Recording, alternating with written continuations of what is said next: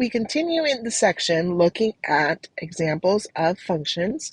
We're asked here to classify the type of function and also write the domain and interval notation.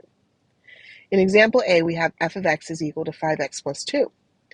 Here I see x to the first power. That means that this is a linear function, which is a type of polynomial function. So I'm going to say it's a linear function, which is a special type of polynomial function. And you might recall from our earlier video that polynomial functions have no restrictions on the domain. That means that the domain is a set of all real numbers written in interval form as going from negative infinity to positive infinity. For example B, we have g of x is equal to the square root of 5 minus x. In this case, this is a root function. And we saw earlier that when we have root functions, we have to be careful with restrictions when the index or the root is even, and that there will be no restrictions if the index or root is odd.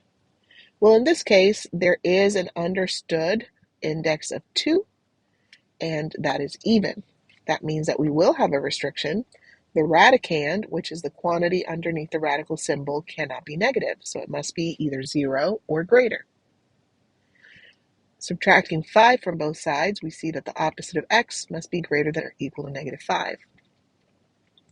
And dividing both sides by negative 1, we have x on the left, positive 5 on the right, but dividing by a negative number reverses the direction of the inequality symbol. Therefore, x must be less than or equal to 5.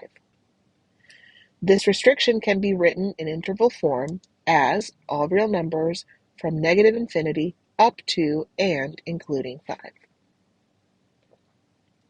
In the third example, we have h of x is equal to 5x divided by the quantity x plus 3.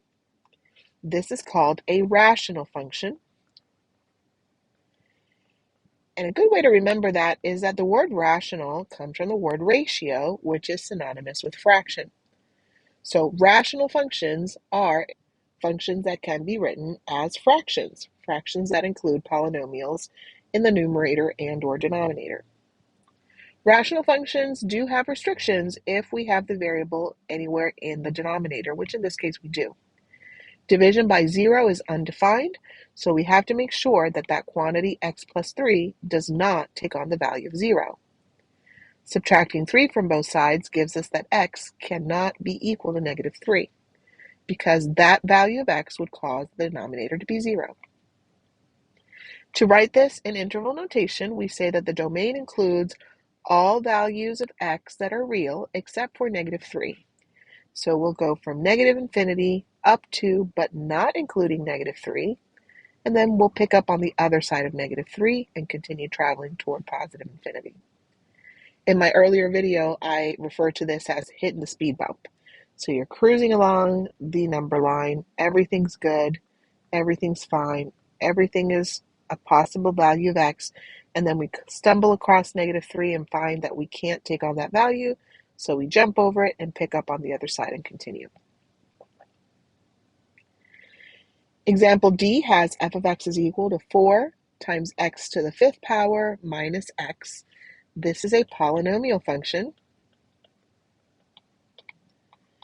And as we said earlier, polynomial functions have no restrictions on the domain.